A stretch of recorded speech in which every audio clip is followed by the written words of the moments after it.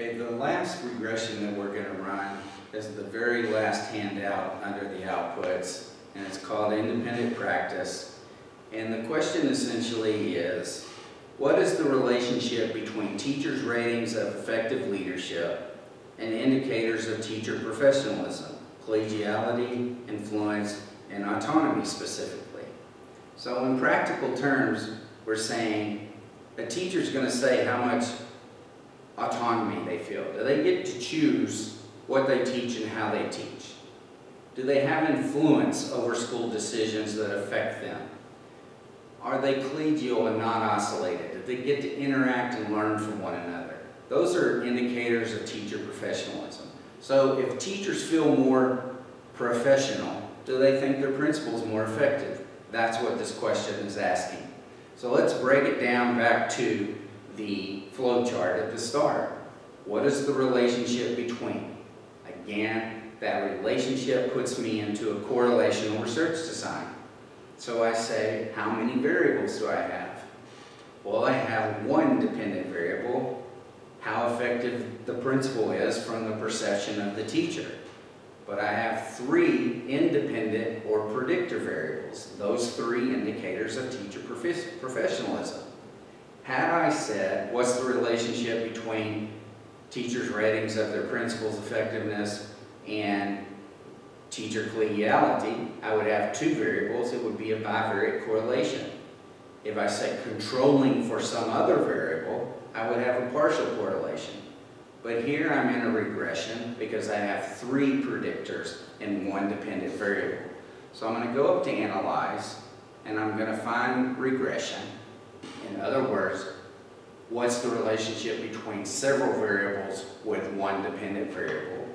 And we're, for the purpose of this course, going to focus solely on linear regression. So what I want you to do is find effective leadership. It's that far down, and move it over. I want you to find teacher influence. It's that far down, and starts with teacher in, move it over. Find teacher efficacy, roughly this far down. Teacher F, and move it over. And finally, find autonomy, spelled out as you scroll down near the bottom, and move it over. And click OK. And you will see the outputs of the regression. First box, really meaningless. It just tells me you had effective leadership as the dependent variable, and your predictors were these three things. The first thing that you interpret is not the model summary. Unfortunately, it prints out above the main test. But the main test is the model regression. Don't let this label of ANOVA mislead you in that it's an analysis of variance test. It is analysis of variance in a sense, but as part of a regression. So this first box says, my dependent variable is effective leadership. If I know a teacher's level of autonomy and discretion, their teacher efficacy, and their teacher influence, in other words, three ways they feel like a professional, can I predict how effective they think their principal will be? Can I predict it better than chance alone? And that's what this 0.000 tells me. The significance is less than 0.05.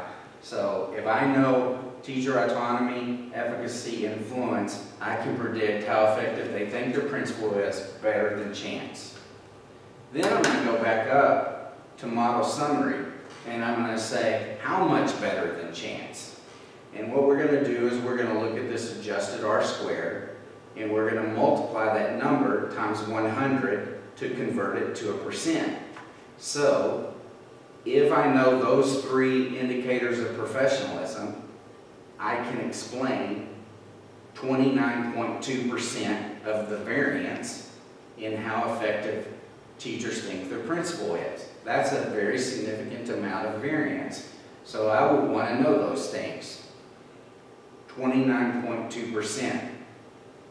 So we're much better at predicting our dependent variable in this regression. So then I'm going to scroll down to the final table and I say, okay, relatively speaking, how important are those three predictors at predicting effective leadership?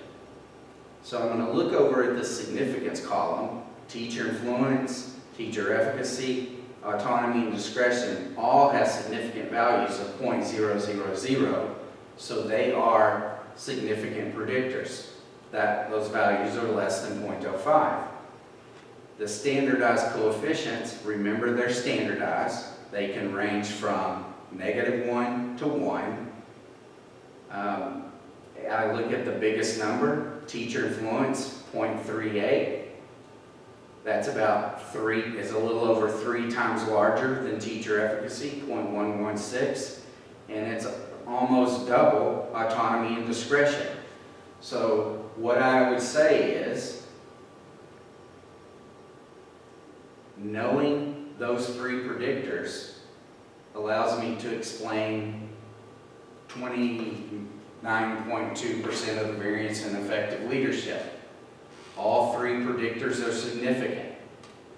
The most powerful predictor is teacher influence with a standardized beta of 0.38, which is almost twice as powerful as autonomy and discretion at 0.203, which is, again, almost twice as positive and powerful as teacher efficacy at 0.16.